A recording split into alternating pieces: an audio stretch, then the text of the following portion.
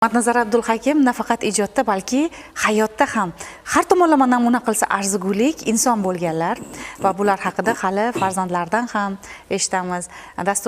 Dasturga tayyorgarlik ko'rgunga qadar nabiralari bilan, uni izdoshlari, shogirdlari bilan fikr mulohaza almashdik, ko'plab voqealarni aytib berishdi va shu orqali uning shoirning insoniy jihatlariga juda ham yuqori baho berishimiz mumkin. Solih aka, siz bilan suhbatni davom ettirsak, mana Omadbek oldimizda mana bu qo'lyozma chizilgan rasmlar turibdi. Bemalol kadrlarda ko'rsatishimiz mumkin teletomoshabinlarimizga va bizni hayron qoldirgan jihati aynan mana shu qo'lyozma rasmlar shoirimiz Matnazar Abdulhakim qo'llaridan chizilgan original varianti. Boya kadr ortida suhbatlashayotgan paytimizda ham Solih akamiz aytdilar, ko'p kelardilar xonadonimizga, mehmon bo'lardilar. Bir qancha she'rlar yozgan biz uyimizda, o'sha she'rlarni hali ham saqlab qo'yganman dedilar. Juda ham quvonarli holat va yangiliklarni aytdilar. Aynan keling, o'sha paytlarga qaytamiz. Matnazar akam bilan bizlar shu yosh paytdan beri do'stmiz, jo'ramiz. Bu bizlarning do'stligimizga, jo'raligimizga sabab bizlarning otalarimiz bo'lganda, Abdulhakim otam adabiyotni, san'atni, madaniyatni barcha sohalarni yaxshi ko'radigan inson edi. Meni akam ham jurnalist bo'lgan, otam u ham shunday ikkisini qiziqishlari bir bo'lgan, ikkisini dunyoqarashlari bir bo'lgan uchun bir-birlari bilan muloqotlari yaxshi bo'lgan. Masalan, Abdulhakim bu ham uyida mehmonlarni chaqirsa, o'zini yor do'stlari keladi, boshqa. Nima otam ham chaqirardilar. Biz uyda bir nima bo'lsa, tashkil bo'lsa, ziyofat bo'lsa, Abdulhakim bu ham chaqiradi va biz maktab o'quvchilarimiz endi 8-9 klasslarda bizlar ham shu mehmonlar kelgandan Matnazar akam ikkimiz xizmatda bo'lar edik. Mehmonlarni kutib olish, qo'llarini yuvdirish, dasturxon o'stirish, choy damlab berish, shuning xizmatida Matnazar aka ikkimiz. Buni uyingda bo'lsa, men boraman, meni uyimda bo'lsam bu kelib, shunda ikkimiz xizmatchilar bo'lamiz. U vaqtda bizlarni endi shu davrning nalari butun ziyonlari ularning uyida, biz uyimizda bo'lar edilar. U vaqtda masalan Hajixon Boltayev kelar edi o'zining qo'shiqlari bilan, Rahimbek Niyoz degan yozuvchilarimiz bo'lgan.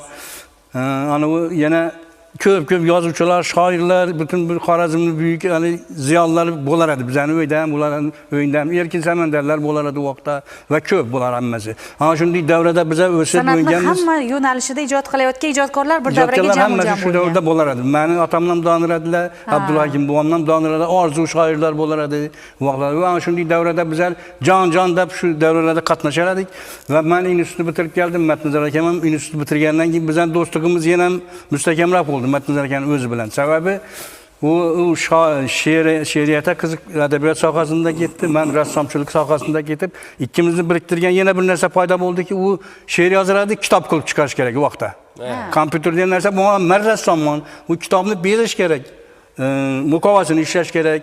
Muqovasida shu she'riyatni, Matnazar akamning ruhini chiqarib berish kerak kitobni muqovasini, ichindagi illyustratsiyalar, she'rlarning ruhiyatini illyustratsiyada bajarib berish kerak. Va bu ishlash jarayonida ko'p bir-birlarimizga yaqin, bir-birlarimizni boyituvchi axborotlar, informatsiyalar bilan bir-birlarimiz yaxshi do'stligimiz yana mustahkam bo'lgan. Va uni do'stlari, uni uyina kelgan mehmonlar meni mehmonlarim bo'lardi. Menikina kelgan mehmonlar uni mehmonlari bo'lardi. Va bizning yana mana shu otalarimizning ishi faoliyati bizlarga ko'chib o'tdi va hozirgi kungacha u hayotdan o'tguncha ana shunday do'stligimiz, muloqotlarimiz birga bo'lib keldi.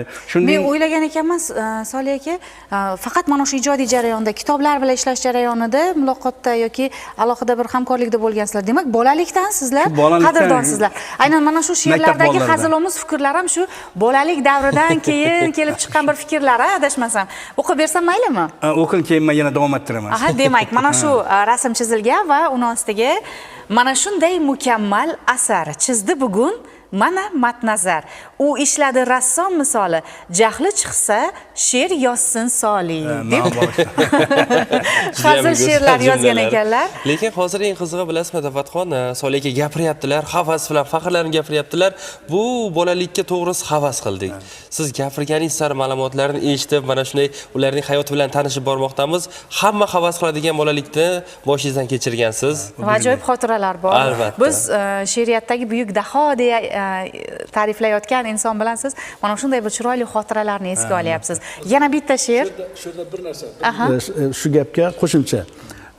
Matnazar akam, Solih akamning otalari Hadrat Odam juda minnatdor bo'lib gapiradilar. Matnazar akamni ilk she'rlarini gazetalarda chiqargan Qadrat Amatjonov, Sali akam akalari qo'llab-quvvatlagan shu Matnazar akam aytar edim, men armiyada vaqtimda she'rlarimni yuborar edim, o'qishda vaqtimda she'rlarimni yuborar edim, Qadrata menga gonorar yuborar edi. Mana shu gonorardan men bemalol yashaganman deb juda minnatdor bo'lib gaplagan Qadratam to'g'risida. Endi yani davom ettiring gapim shu, ana shuni tashkillab biz nelarimiz ko'chdi keyin. Atalarımız o'tgandan keyin, hayotda o'tgandan keyin va meni uyimda ko'p rassomlar keladi, Matnazar akaning jo'ralarini chaqiraman. Ana shunday vaqtda biz meni uyimda rasm chizmoqqa boshlaymiz. Bir-birimizga qarab, o'zimizni kasb-korimiz bo'yicha shoirlar she'rlarini o'qiydi, arxitektorlar bo'ladi, ashulachilar keladi tashkillarimizda. Ana shunday paytda bu Matnazar aka shu qiziqib, "Men qalam qog'oz ber" deb, "Men bir qalam qog'oz berib qo'yardik, men bizlarga qo'shilib rasmlar chizardi." Ana shunday rasmlarni to'plab ina sizga eldingizga olib kelib qo'ydim. Shuni ko'rsating. Matnazar Abdulhakim, sizdan havas qilib yoki sizga hazilomuz tarzdami rasmlar chizgan. Siz o'zingiz hech she'r yozib ko'rganmisiz? Chunki juda ham ko'p chaqirgan ekanlar she'rlarida. She'r yoz Soli deb qayta yozilganda bu yerda. Bir kuni Matnazar akam aytdi, "Soli, nechik men chizgan rasmlarim Daddan, men ham yangi tanqidchiligim tutib ketdi-da. Bu rasmingizda kompozitsiya yo'q, yo'q, ritm yo'q, dinamika yo'q, bilan tanqid etib boshladim-da o'zimcha.